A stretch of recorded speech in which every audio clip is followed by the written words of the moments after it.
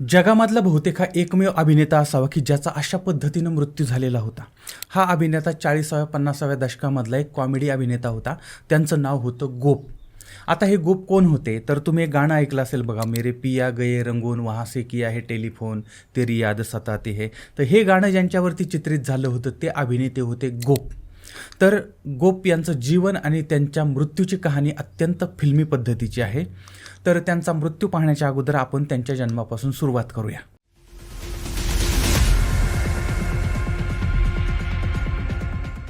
तर साल होतं 1913 आणि देश आपला पारतंत्र्यामध्ये होता आणि त्यावेळेस सिंध प्रांतातील हैदराबाद या ठिकाणी बिशनदास कमलानी यांचा परिवार राहत होता. आता बिशनदास जे आहेत ते ब्रिटिश सरकारमध्ये ऑडिट अधिकारी म्हणून काम करत होते. त्यांना 7 मुलं होती, त्याच्यापैकी 3 मुली आणि 4 मुलं होती. 11 एप्रिल 1913 या दिवशी त्यांना एक मुलगा झाला होता. त्याचं नाव ठेवलं होतं गोप. गोप म्हणजे गोपी किंवा गोपे बिशनदास कमलानी. आता वडील जे आहेत ते सुशिक्षित होते, नोकरी करत होते, त्यामुळे त्यांचं शिक्षणाचं महत्त्व त्यांना माहीत होतं आणि त्यामुळे मग त्यांनी आपल्या मुलांनीही शिक्षण घेतलं पाहिजे असा त्यांचा आग्रह होता. पण गोप जो आहे त्यांचा मुलगा, त्याला मात्र अभ्यासाचा कंटाळा होता. शिक्षक त्याला भक्षक वाटत होते आणि गणिताचे आकडे बघितले की याला आकडे यायला लागायची आणि त्याच्यामुळे शाळेच्या नावाखाली तो बाहेरच खेळत असायचा. पण एका गोष्टीमध्ये त्याला प्रचंड रस होता आणि ती म्हणजे अभिनय. म्हणजे शाळेमध्ये छोट्या छोट्या नाटकल्या जर असतील तरी त्याच्यामध्ये गोप सगळ्यात पुढे असायचा आणि परिसरामध्ये कुठे नाटक असेल काय असेल तरीही तो त्याच्यामध्ये सहभागी व्हायचा आणि त्याच्या या वेडापायी मॅट्रिकमध्ये तो प्रचंड गुणांनी नापास झाला होता आणि मग वडिलांनी त्याचा यथोचित सत्कार वगैरे केलेला होता. पण काहीही जरी असलं तरी कलेवरचं प्रेम मात्र यांचं कमी झालेलं नव्हतं. आता गोप जे आहे ते तरुणपणामध्ये आलेले होते. नाटक आणि थिएटर हे ते त्यांच्या आवडीप्रमाणे करत होते आणि एक दिवस त्यांचं भाग्य उजळलं. गोप स्टेजवरती नाटक करत होते आणि ते नाटक पाहिलं. त्यावेळेचे प्रसिद्ध लेखक होते, त्यांचं नाव आहे के.एस. दरियानी. तर हे तिथं आले होते. त्यांनी ते बघितलं, गोप यांचा अभिनय बघितला, त्यांना तो आवडला आणि त्यांनी ऑफर दिली आणि गोप यांना पहिला चित्रपट मिळाला होता इंसान या शैतान. चित्रपटाचे दिग्दर्शक होते गोपी गिडवानी. आता याचं शूटिंग होतं मुंबईला आणि त्याच्यासाठी मग ह्या गोष्टीसाठी शूटिंगसाठी वगैरे ते मुंबईला आलेले होते आणि एक अत्यंत छोटी भूमिका त्यांना मिळाली होती. पण याच भूमिकेतून त्यांना या अभिनयाचा श्रीगणेशा करता आलेला होता आणि या चित्रपटामध्ये संजय दत्त, त्यांची आजी जद्दनबाई यांनी भूमिका केलेली होती आणि त्यानंतर गोप यांना छोट्या मोठ्या भूमिका मिळायला लागल्या होत्या आणि त्यांनी त्यांच्या अभिनयानं सगळ्यांची मनं जिंकायला सुरुवात केली होती. आता 1933मध्ये आलेला इंसान या शैतान, त्याच्यानंतर 34मध्ये आलेला प्रेम परीक्षा, त्यानंतर 35मध्ये आलेला धरम की देवी किंवा भारत की बेटी, त्याच्यानंतर प्रतिमा, जंटलमॅन डाकू, राजकुमारी, कौन किसी का, त्यानंतर लक्ष्मी, हिंदुस्तान हमारा, लहरी जीवन, त्यानंतर दुनिया एक तमाशा, झंकार, मुस्कुराहट, नई जिंदगी, स्कूल मास्टर, त्यानंतर आईना, खिलाडी, 40 करोड, लाट साहब, डाक बंगला, घर की इज्जत, प्यार की जीत किंवा पतंगा एक अत्यंत गाजलेला पिक्चर होता. त्यानंतर बाजार, त्यानंतर भाई बहन, बेकसूर, हसते आंसू, अनमोल रतन, तराना, सगाई, सनम, चोरी चोरी, त्यानंतर तिसरी गली हा त्यांचा शेवटचा चित्रपट होता आणि त्यांनी सुरैया यांच्याबरोबर काम केलं. देव आनंद, मीना कुमारी, नूतन, त्यानंतर नसीर खान, बिपिन गुप्ता, निम्मी, दुर्गा खोटे, त्यानंतर दिलीप कुमार, मधुबाला, श्यामा, जीवन, गीतावाली, निरूपा राय, त्यानंतर प्रेम आदिप, भारतभूषण, नूरजहाँ, त्रिलोक कुमार, ललिता पवार, शोभना समर्थ, लीला चिटणीस, हे सगळे टॉपचे जे कलाकार होते त्या सगळ्यांबरोबर ती गोप यांनी काम केलेलं होतं आणि यांच्याबरोबर काम केलंच. पण गोप यांनी त्यावेळेसचे एक अभिनेते होते याकूब म्हणून, ते प्रचंड विनोदी अभिनेते होते. तर गोप आणि याकूब यांची जोडी जमलेली होती आणि गोप जे आहे ते थोडेसे जाड होते, याकूब जे होते ते त्यावेळेस थोडेसे लुकडे होते. त्याच्यामुळे त्यांना मग भारतातली लॉरेन आणि हार्डी अशा पद्धतीनं म्हटलं जायचं आणि त्यांचं अशा पद्धतीनं आता कॉमेडीच्या क्षेत्रामध्ये त्यांनी पाऊल टाकलेलं होतं आणि अत्यंत प्रसिद्ध अशा पद्धतीनं ते झालेले होते आणि त्यांच्या कारकिर्दीमध्ये जवळजवळ 140पेक्षा जास्त चित्रपटात त्यांनी काम केलेलं होतं. आता त्यांच्या जीवनातलं एक प्रसिद्ध गाणं आहे जे आजही लोकप्रिय आहे. सुरुवातीलाच मी सांगितलं ते की मेरे पिया गये रंगून वहाँ से आया टेलिफोन आणि तेरी याद सताती है असं. तर ते गाणं त्यांच्यावरती चित्रित झालेलं होतं. आता हे गाणं होतं 1949च्या पतंगा या चित्रपटामधलं. आता या चित्रपटामध्ये गोपसाहेब आणि निगार सुलताना यांच्यावरती हे चित्रित झालेलं होतं आणि अत्यंत सुपरहिट अशा पद्धतीचं ते गाणं होतं, कारण आजही आपण त्यावरती बोलतो आहोत. आणि हे गाणं शमशाद बेगम यांनी स्वरबद्ध केलं होतं आणि हे लिहिलं होतं D.N. मधोक यांनी आणि संगीतबद्ध केलं होतं C. रामचंद्र यांनी. आता या गाण्यामध्ये रंगूनचा समावेश का करण्यात आला होता, तर त्या काळामध्ये रंगूनला जाणं हे अत्यंत रोमॅन्टिक होतं. म्हणजे कसं, आता कसं आपण म्हणजे कुठं थायलंडला, मलेशियाला वगैरे वगैरे किंवा कुल्लू मनालीला किंवा म्हणजे अशा पद्धतीनं जाणं जरा ते रोमॅन्टिक वाटतं ना, तिथं जाणारी मंडळी काहीतरी असं जोडीदाराला बरोबर घेऊन वगैरे असं ते. तर त्याच पद्धतीनं मग ते रंगून पण त्या काळामध्ये तसं होतं आणि रंगूनचं नाव घेतलं की लोक असे रंगवून जायचे आणि त्यामुळे मग त्या रंगात आपल्याला जरी रंगता आलं नाही तरी पण रंगूनचं नाव घेतलं की सगळ्यांना आवडायचं आणि म्हणून हे गाण्यामध्ये रंगून मेरे पिया गये रंगून अशा पद्धतीने. पण मला हेच कळत नाही, हिचे जर पिया रंगूनला गेले आणि ही इथं काय करते मग? जर ते रोमॅन्टिक असेल तर तिने पण रंगूनला जायला पाहिजे होतं, पण जाऊ दे, आता त्यांचं बघून घेतील, आपल्याला काय करायचं.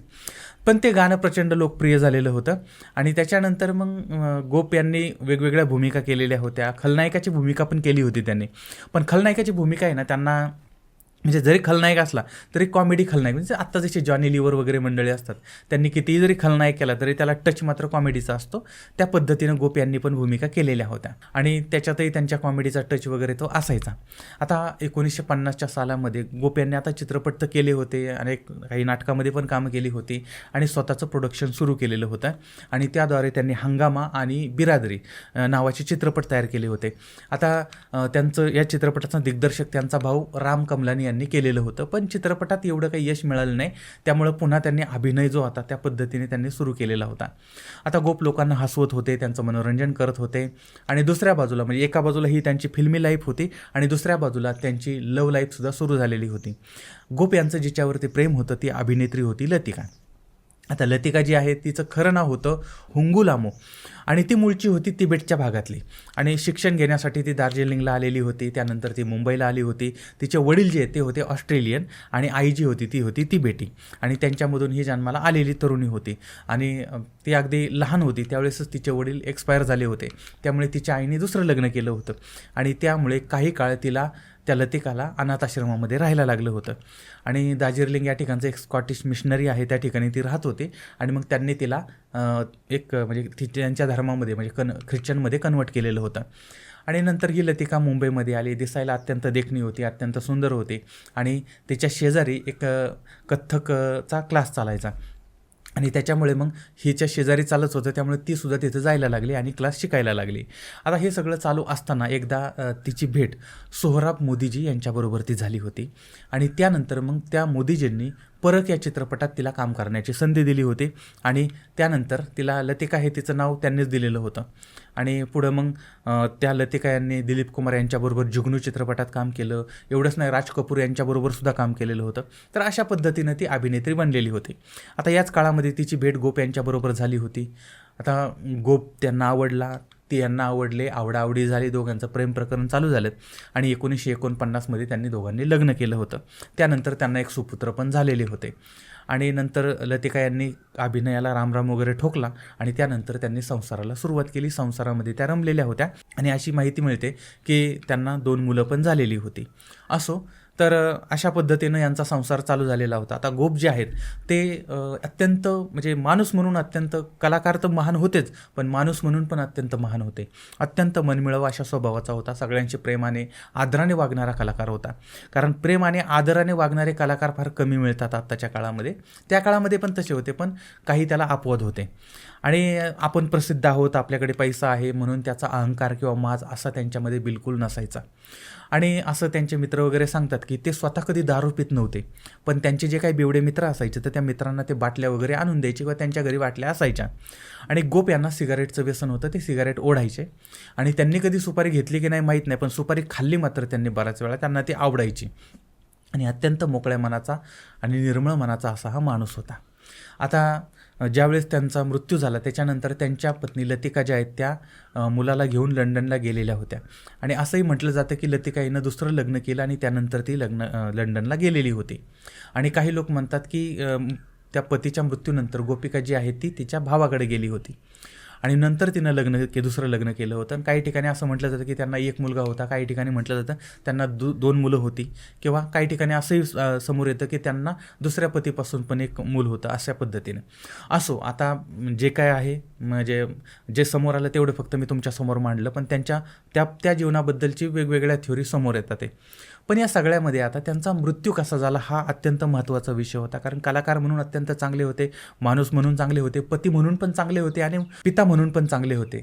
पण मृत्यू मात्र अत्यंत दुर्दैवी झालेला होता. साल होतं 1957. आता त्यावेळेस कुंदन कुमार हे तिसरी गली हा चित्रपट निर्माण करत होते. आता त्या चित्रपटामध्ये गोप यांना घेण्यात आलेलं होतं आणि तारीख होती 19 मार्च 1957. आता या दिवशी या चित्रपटाच्या चित्रीकरणाचं एक दृश्य चित्रित करण्यात येणार होतं आणि त्याच्यामध्ये गोप ज्या भूमिकेमध्ये होते ते जे पात्र आहे त्या पात्राला हृदयविकाराचा झटका आल्याचा अभिनय करायचा होता आणि या दृश्यासाठी त्यांना काही विशिष्ट संवाद म्हणायचे होते की मी आता वरती चाललोय वगैरे वगैरे, म्हणजे मृत्यूची कल्पना देणारा तो संवाद होता. आणि त्याच्यानंतर मग ते एक्सप्रेशन वगैरे वगैरे असं द्यायचं आणि त्यानंतर जमिनीवरती कोसळायचं. अशा पद्धतीनं ते पात्र मग तिथं मरण पावणार आणि असं हे त्यांना सीन सांगण्यात आला. आणि त्यानंतर मग लाईट, कॅमेरा, ॲक्शन आणि चित्रीकरणाला सुरुवात झाली. चित्रीकरण चालू असताना गोप यांनी नेहमीप्रमाणे त्यांचा अभिनय जो आहे तो अगदी सहजपणे करायला सुरुवात केली होती. आणि मग त्यांच्या चेहऱ्यावरती त्या वेदना, त्यानंतर ते मृत्यूची जाणीव सगळं त्या चेहऱ्यावरती देहबोलीवरून दिसत होतं. आणि मी आता वर जातोय वगैरे अशा आशयाचं वाक्य ते बोलले आणि त्यांचा अभिनय इतका प्रभावी होता, इतका वास्तववादी होता की सेटवरचे ते दिग्दर्शक, सहकलाकार सगळे थक्क होऊन बघत होते की एकदम असं रिअल चालल्यासारखं वाटत होतं. आणि ते वाक्य बोलल्यानंतर ते रिअल खाली कोसळले. अभिनय इतका खरा वाटला होता की सगळ्यांनी उभं राहून टाळ्या वाजवलेल्या होत्या आणि सगळे भारावून गेलेले होते. दिग्दर्शकाने कट म्हटलं आणि त्यानंतर सगळे शांत झाले, पण गोप मात्र त्या ठिकाणी पडून होते. त्यानंतर मग त्यांना पुन्हा सांगितलं की सर सीन संपलेला आहे, तुम्ही उठा आता. त्याच्यानंतरही ते उठले नाहीत. आता मात्र सेटवरच्या लोकांना संशय आला. दिग्दर्शक आणि इतर मंडळी जे आहेत त्यांनी त्यांना पुन्हा हाक मारली, पण तरी काही प्रतिसाद मिळाला नाही. आणि त्यानंतर जवळ जाऊन पाहिलं, त्यांना उठवण्याचा प्रयत्न केला, पण दुर्दैव बघा, त्यांचा खरोखरच मृत्यू झाला होता. म्हणजे गोप खरोखरच हृदयविकाराच्या झटक्याने मरण पावलेले होते. म्हणजे मरण्याचा अभिनय करता करता ते प्रत्यक्षामध्येच मरण पावले होते. म्हणजे जसा अभिनय करत होते तेच वास्तवामध्ये घडत होतं. त्यानंतर तात्काळ त्यांना दवाखान्यामध्ये नेण्यात आलं, पण त्यांचा मृत्यू झालेला होता. अखेरचा श्वास त्यांनी घेतलेला होता. हसवता हसवता हा कलाकार मनाला चटका लावून गेलेला होता. त्यानंतर त्यांचा चित्रपट 1958 प्रदर्शित झाला होता आणि त्यांचा तो शेवटचा चित्रपट जो होता त्या चित्रपटानं सुद्धा लोकांना रडवलेलं होतं, कारण त्यांचा साक्षात मृत्यू लोकांना पाहायला लागलेला होता.